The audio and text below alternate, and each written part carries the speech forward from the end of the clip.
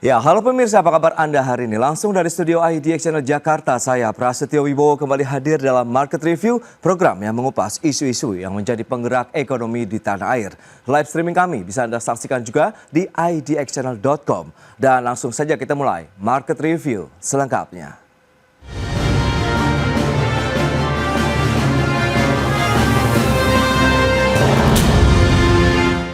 Ya, Presiden Prabowo Subianto menegaskan kembali komitmen pemerintah untuk mengoptimalisasi pengelolaan badan usaha milik negara atau BUMN. Salah satunya melalui konsolidasi ke dalam dana investasi nasional dengan membentuk Badan Pengelola Investasi Danantara.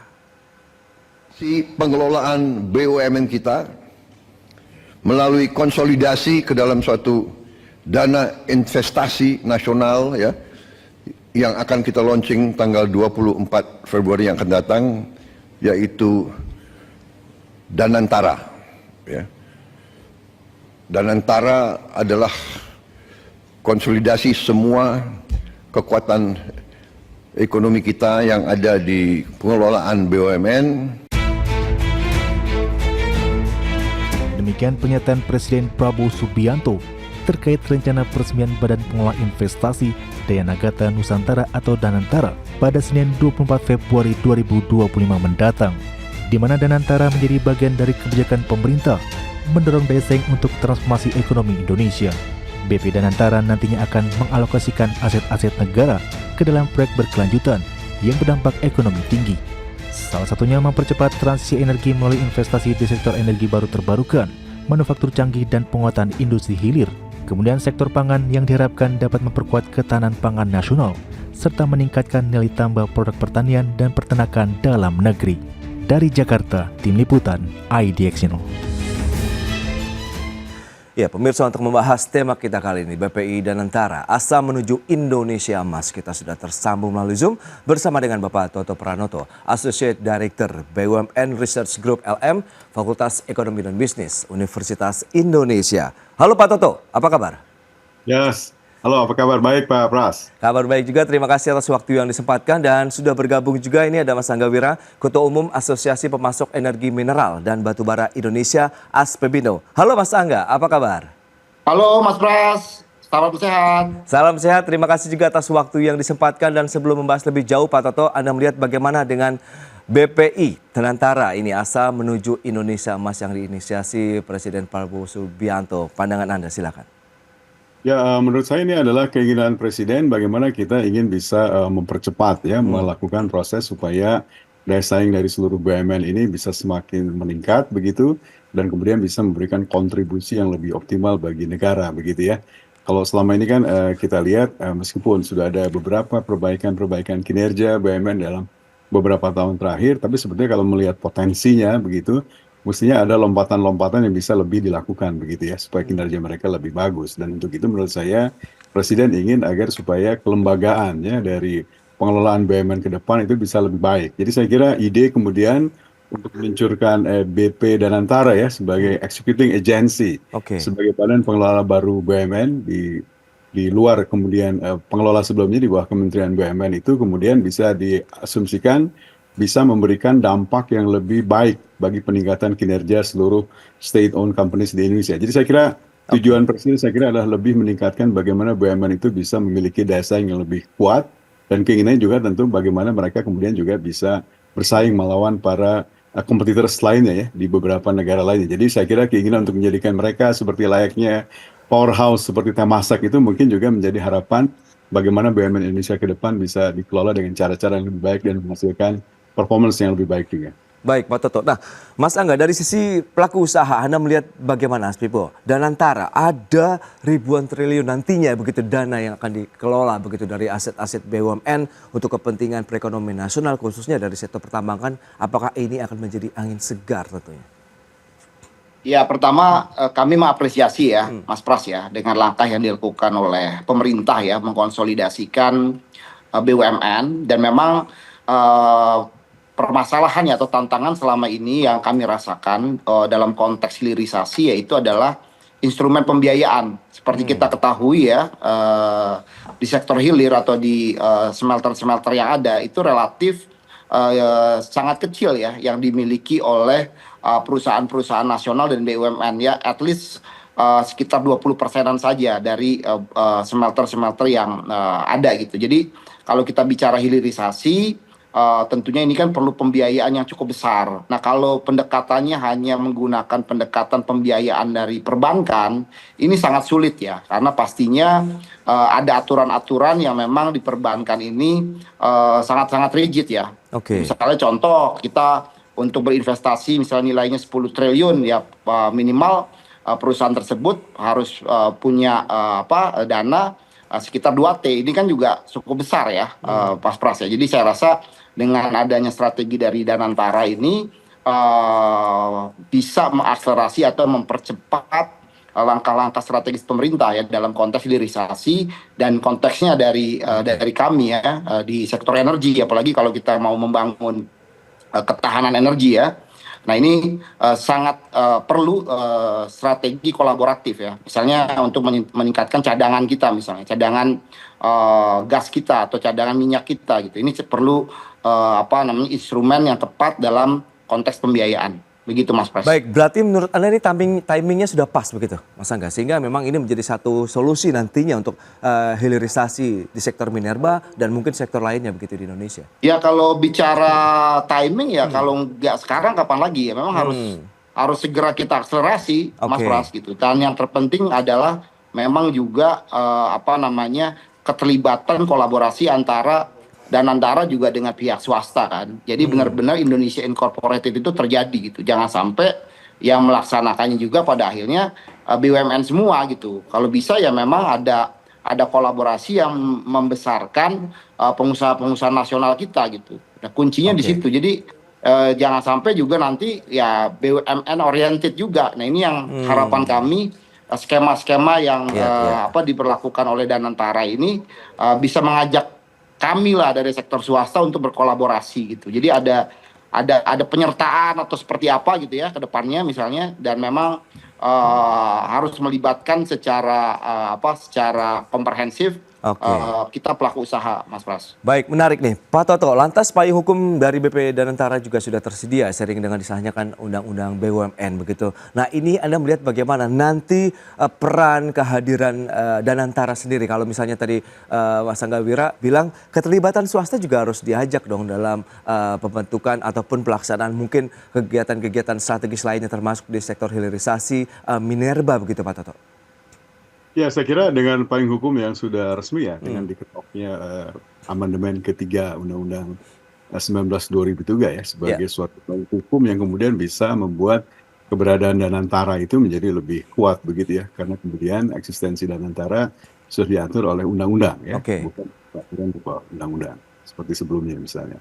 Nah, jadi dengan konteks ini maka Danantara ke depan betul-betul bisa melakukan proses pengelolaan BUMN dengan jauh lebih kuat, karena kemudian juga dari segi organisasi tata kelolanya juga berubah ya. Kalau di rezim sebelumnya mungkin kita harus lihat bahwa BUMN pada saat akan melakukan aksi korporasi dia harus lewat Kementerian BUMN, juga harus persetujuan Kementerian Keuangan misalnya ya.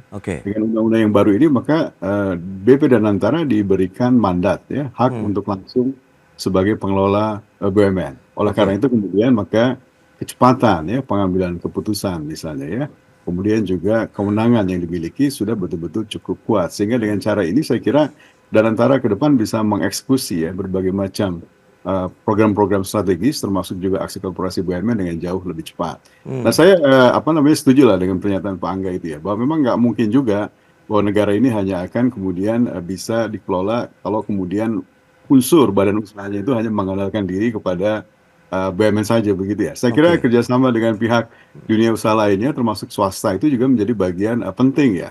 Kalau kita melihat misalnya kepada kemajuan dari apa yang disebut dengan pertumbuhan ekonomi yang luar biasa di China, itu sebetulnya juga basisnya adalah bukan hanya state owned companies tapi juga private owned companies-nya begitu ya. Tinggal dibagi saja sebenarnya di bagian-bagian mana memang negara harus monopoli lewat BUMN-nya, serta bagian mana kemudian industri yang bisa dibuka sehingga kemudian kolaborasi antara state-owned companies dan private-owned companies-nya juga bisa jalan. Saya kira dengan dua kekuatan itulah kemudian nanti pertumbuhan ekonomi negara bisa jauh lebih cepat direalisasikan dibandingkan hanya mengandalkan kepada satu. Mas Angga, Nah ini menarik. Terakhir Mas Angga, ingat nanti Mas Angga ada keperluan lain begitu. Bagaimana Anda melihat begitu potensi dan harapan terkait dengan Danantara sendiri ke depan? Ya, pertama memang ada konteks fleksibilitas ya dari Danantara tadi terkait undang-undang, tapi juga harus ada unsur kehati-hatiannya juga, Mas Pras. Itu sangat penting ya.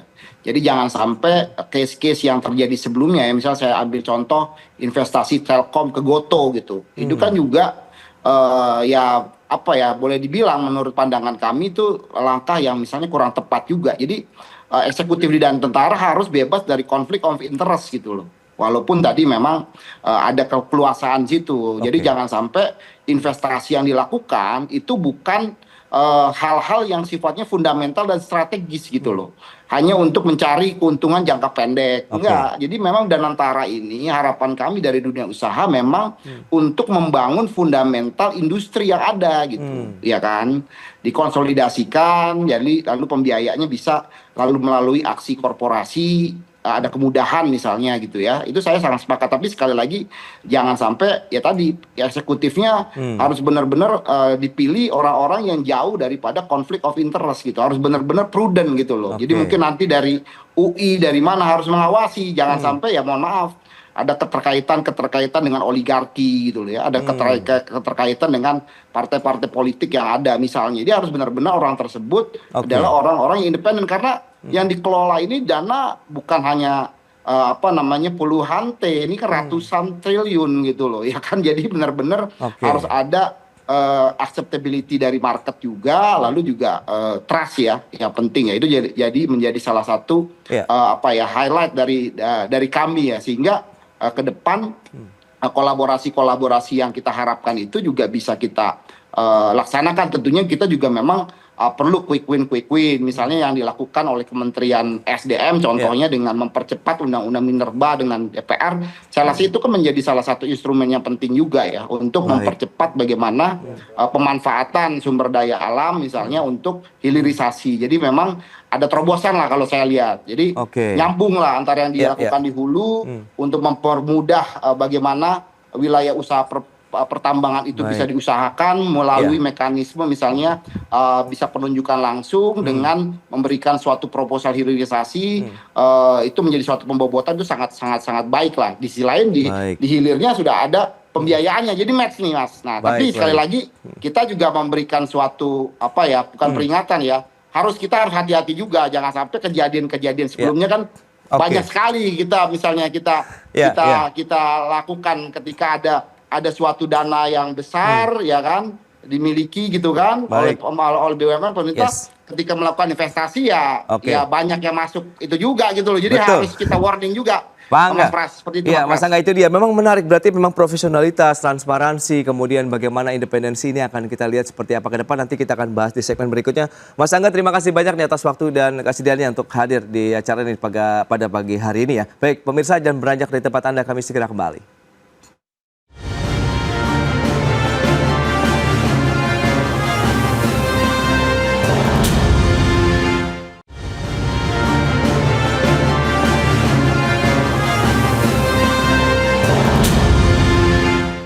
Ya, terima kasih Anda masih bergabung bersama kami dalam Market Review. Pemirsa, berikut ini kami sampaikan data untuk Anda terkait dengan target pertumbuhan ekonomi dan juga investasi yang bisa mendukung laju pertumbuhan ekonomi sampai dengan 8% seperti yang ditargetkan pemerintah saat ini.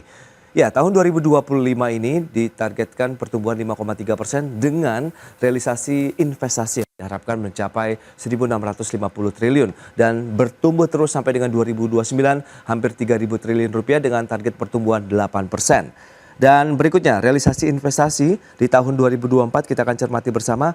Trennya naik terus dari tahun 2018 hingga tahun kemarin 1.714,2 triliun rupiah. Baik, kita akan lanjutkan kembali perbincangan bersama dengan Bapak Tato Pranoto, Associate Director BUMN Research Group LM Fakultas Ekonomi Bisnis Universitas Indonesia. Baik, Pak Toto, kalau kita bicara mengenai Danantara yang menjadi bagian dari program transformasi BUMN yang dicanangkan oleh Kementerian BUMN dalam mendukung pembiayaan pembangunan, kesejahteraan sosial, serta mewujudkan asa Indonesia Emas. Lantas strategi, kemudian langkah-langkah apa saja yang perlu disiapkan? Tadi sudah ada catatan juga nih dari pelaku usaha, dia harus transparan, harus profesional, independen, begitu Pak Toto. Ya, saya kira tentu harapan dari publik, dari masyarakat ya terhadap Danantara ya, bagaimana nanti institusi ini bisa kemudian membuat performance atau kinerja BUMN menjadi lebih baik. Saya kira harapan yang cukup tinggi ya. Dan untuk Oke. itu, maka saya kira memang perlu ada bagaimana penataan organisasi Danantara ini menjadi organisasi yang sehat, yang kemudian juga bisa membawa improvement ke depan semakin baik ya. Untuk itu maka menurut saya dari segi kelembagaannya pertama ya, bahwa kemudian bagaimana proses tata kelolanya itu kemudian betul-betul akan terjaga dengan baik ya. Jadi Danantara sebagai badan pengelola atau executive agency nanti tentu kan akan diawasi oleh pihak Dewan Pengawas di sini ya. Oke. Jelas ada Kementerian BUMN, Kementerian Keuangan dan lain-lain. Kemudian juga Danantara harus mengajukan bisnis plan yang nanti juga kemudian harus disampaikan juga kepada pihak DPR untuk persetujuan dan lain-lain. Nah ini juga tentu menjadi bagian yang cukup penting ya. Bahkan juga DPR bisa meminta BPK kalau diperlukan juga untuk melakukan audit untuk hal-hal yang diperlukan penajaman lebih lanjut misalnya. Mereka juga harus koordinasi dengan pihak Kementerian Keuangan terkait dengan soal berapa target jumlah dividen atau juga terkait dengan soal PMN dan lain-lain. Jadi dari segi tata kelola menurut saya sudah cukup banyak sebetulnya lembaga yang kemudian juga diminta menjadi pengawas ya terhadap Oke. Danantara sebagai executive agency. Nah menurut saya tinggal nanti kemudian bagaimana Danantara bisa kemudian diisi dengan berbagai macam figur yang dianggap memang memahami ya soal-soal bagaimana melakukan transformasi pengelolaan BUMN dari Yes. sebelumnya Kementerian BUMN sekarang menjadi BP Danantara ya. Hmm. Dan kemudian juga SBP Danantara tujuannya yang diinginkan adalah bukan cuma sebagai pengelola aset begitu ya, Oke. aset under management yang besar sebagai sovereign wealth fund, tapi juga bagaimana mereka bisa mengelola bagian terkait dengan soal investmentnya ya. Investment tentu terkait juga bukan hanya soal pengelolaan global investment, tapi juga kaitannya dengan bagaimana mereka bisa membawa beberapa special project terkait dengan program prioritas pemerintah, misalnya di sektor Ya. energi atau di sektor ketahanan pangan begitu, yang kemudian juga bisa mengajak kepada investor lainnya, terutama global investor untuk masuk chip in ke dalam program yang dibuat oleh Danantara ya. Ya, ya. Jadi kalau program ini bisa berjalan dengan baik, saya kira akan lebih banyak nanti misalnya global investor masuk, tentu ini kan akan bisa mendorong bagaimana foreign direct investment juga bisa masuk dengan lebih cepat ya. Sehingga dengan model seperti ini maka harapan masyarakat memang tinggi ya, bahwa Oke. Danantara itu menjadi suatu instrumen baru, kelembagaan baru yang bisa membawa BUMN memberikan kinerja yang lebih baik dan juga bisa membantu kepada pertumbuhan ekonomi juga secara lebih baik dengan hal-hal tadi yang akan dikerjakan oleh mereka. Nah, lantas bagaimana dengan proyeksi dana kelolaan begitu yang dikelola oleh Danantara sendiri, Pak Toto? Kabarnya sampai dengan 900 miliar dolar Amerika Serikat begitu. Ya, kalau kita melihat kepada data existing-nya begitu ya, Ya. ini kepada existing keseluruhan BUMN saja kan berarti sudah ada sekitar 10.400 triliun mereka Oke. punya, begitu ya, Ya. sekitar 650-an billion US dollar begitu ya. Oke. Nanti pemerintah juga mungkin akan menambah kepada aset-aset lainnya yang diperlukan, mungkin bisa dikelola oleh Danantara begitu ya, sehingga hasilnya bisa lebih optimal, sehingga proyeksinya memang bisa mencapai dengan angka 900 billion US dollar ya. Sehingga dengan angka besar ini, dengan potensi besar ini tentu harapannya besar ya. Ya, ya. Berapa kemudian hal-hal yang bisa di-create sehingga return on assetnya itu, hasil pengelolaan atas aset itu betul-betul bisa optimal dan memberikan kemudian manfaat yang sebesar-besarnya kepada negara ini ya. Manfaat dalam arti pertama adalah berapa jumlah kemudian profit yang mereka bisa generate, berapa jumlah dividen yang mereka bisa hasilkan, dan juga tentu berapa jumlah misalnya membantu pertumbuhan ekonomi, berapa jumlah lapangan kerja yang bisa diciptakan dan lain-lain. Ini saya Oke. kira harapan yang tinggi terhadap keberadaan dari Danantara dengan dana kelolaan aset yang luar biasa besar itu.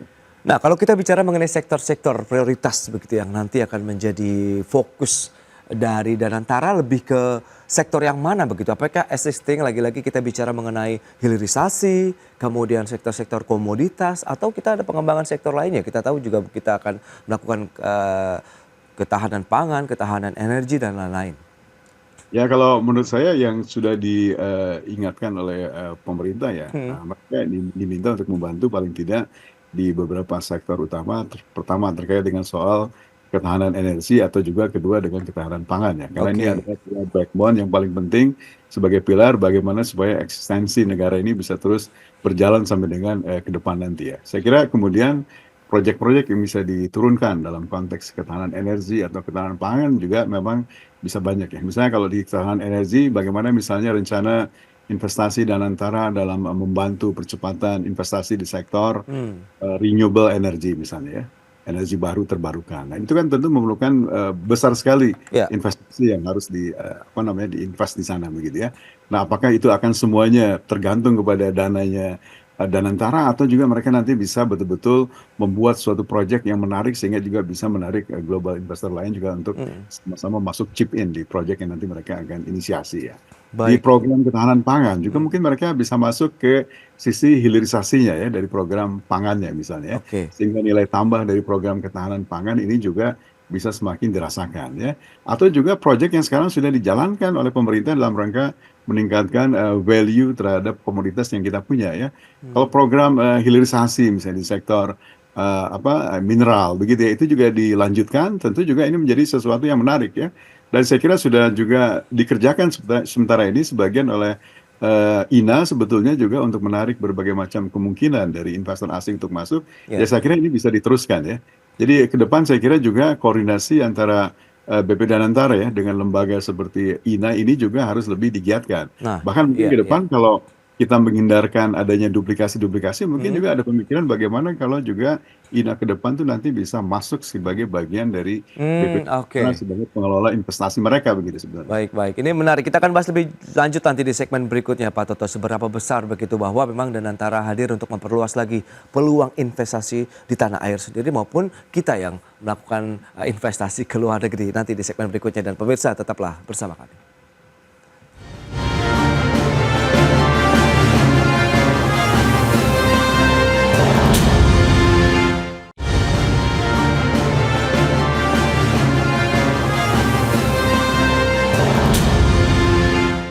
Ya, Anda masih menyaksikan Market Review pemirsa dan kita akan lanjutkan kembali bersama dengan Bapak Toto Pranoto, Associate Director BUMN Research Group dari Fakultas Ekonomi dan Bisnis Universitas Indonesia.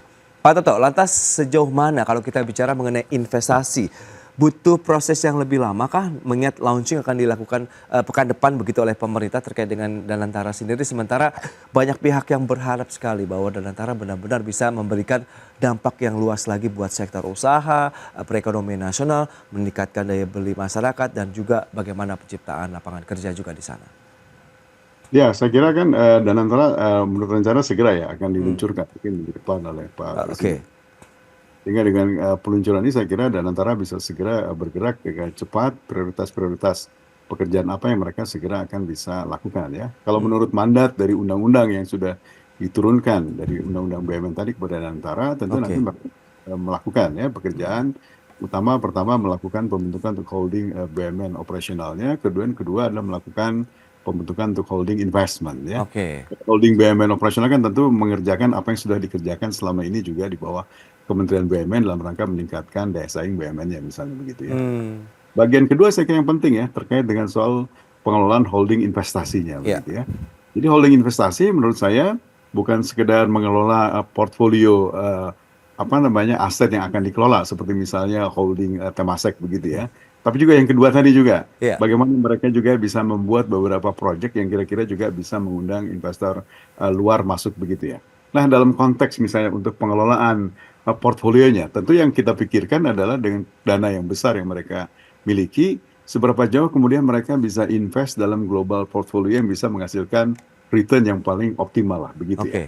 Sebagai contoh misalnya, kalau kita cek portfolionya Temasek begitu ya, kan mungkin mereka hanya invest 30% saja kekuatan mereka itu di dalam negeri. Sisanya itu 70% mereka invest ke seluruh dunia yang lain begitu ya. Terutama di Asia Timur, di Amerika dan juga di Eropa. Untuk mereka kemudian bisa menghasilkan return yang betul-betul paling optimal bagi Temasek begitu ya. Nah, tinggal nanti kita memikirkan ini bagaimana rencana investasi ya yang akan dikerjakan oleh Danantara dalam konteks pengelolaan portfolio ini ya. Apakah juga akan meniru seperti apa yang dikerjakan oleh para sovereign wealth funds yang lain seperti Temasek atau seperti apa ya. Tapi juga yang tentu bagian yang penting juga yang kedua tadi ya, bagaimana juga mereka bisa meng-create project yang kemudian juga bisa membawa investor lain ya termasuk dari dalam maupun luar negeri untuk bersama-sama chip in masuk dalam beberapa project ya investasi yang bisa membawa kemudian kepada mesin pertumbuhan ekonomi Indonesia ke depan melaju lebih cepat begitu. Itu menurut saya yang harus Ya. diprioritaskan oleh Danantara ini ke depan. Nah, tadi Pak Toto sempat menyebutkan kolaborasi dengan lembaga-lembaga investasi lain Indonesia begitu. Karena kan kita tahu ada beberapa lagi begitu. Anda melihat bagaimana? Apakah nanti akan semuanya di bawah Danantara begitu sebagai sport holding atau bagaimana? Ya, kalau kita melihat kepada mandat yang diterima oleh Danantara sesuai dengan undang-undangnya dalam konteks pengelolaan untuk holding investasinya kan berarti ada satu bagian pekerjaan yang sebetulnya juga itu sudah dikerjakan oleh lembaga lain ya. Kita sebut di sini ya, misalnya apa namanya INA misalnya, Indonesia Investment Authority ini kan Ya. juga mereka sudah melakukan pekerjaan bahkan mungkin dari setahun lalu ya. Untuk melakukan juga bagaimana membuat dana kelolaan investasi yang juga bisa ditawarkan Oke. pihak investor lain untuk masuk ya bersama-sama untuk mengerjakan proyek di Indonesia. Nah, jadi menurut saya sebaiknya memang tidak perlu kita duplikasi. Ada dua lembaga yang oke. sama yang kemudian mengerjakan pekerjaan serupa. Jadi menurut saya sebaiknya INA itu ke depan mungkin nanti bisa dilebur menjadi bagian dari BP Danantara sehingga mereka bisa kemudian memberikan efek yang lebih kuat kepada Danantara berdasarkan pengalaman yang sudah mereka punya selama ini, bagaimana kemudian bisa menggait para investor tadi untuk bersama-sama chip in dalam proyek yang mereka bisa kerjakan di Indonesia. Oke, Pak Toto terakhir, proyeksi Anda, kemudian optimisme Anda dan Antara bisa mendukung laju pertumbuhan ekonomi kita Indonesia 8% begitu ke depan seperti target pemerintah dan juga Indonesia Emas? Ya, menurut saya kita juga harus cukup apa namanya memberikan ruang kepada mereka bahwa kemudian kalau mereka bisa diberikan kesempatan ya melakukan berbagai macam pekerjaan-pekerjaan yang kira-kira nanti kemudian ya bisa menyerap atau bisa mengundang berbagai macam investasi dari pihak lainnya untuk bersama-sama masuk di proyek-proyek investasi di domestik di Indonesia. Saya kira ini cukup bisa membantu bagaimana kemudian pertumbuhan ekonomi pemerintah 7 atau 8% itu mungkin bisa di-realize dalam arti bahwa kemudian kita tidak bisa lagi hanya bertumpu kepada kekuatan APBN begitu ya. Ya, Tapi bagaimana foreign direct investment-nya lebih banyak masuk dan itulah fungsinya Danantara. Mereka harus bisa membuat proyek yang kira-kira betul-betul menarik sehingga bisa menarik investor semua masuk ke dalam proyek seperti ini. Baik, itu dia, memang perlu kolaborasi yang kuat dan juga perlu mungkin bagaimana kekuatan yang ada di Danantara ini bisa mengorkestrasi juga nih ya, bagaimana investasi ataupun aset-aset yang dimiliki oleh BUMN ini benar-benar berkontribusi yang signifikan tentunya terhadap percepatan pertumbuhan ekonomi Indonesia. Baik, Pak Toto, terima kasih banyak ini atas kehadiran, analisis dan juga update yang sudah diberikan kepada pemirsa pada hari ini. Selamat melanjutkan aktivitas Anda kembali, salam sehat Pak Toto, sampai berjumpa kembali. Ya. Baik pemirsa, jangan beranjak dari tempat Anda karena sesaat lagi kami masih akan kembali dengan tema menarik lainnya terkait dengan tantangan deindustrialisasi untuk mencapai target pertumbuhan ekonomi 8%.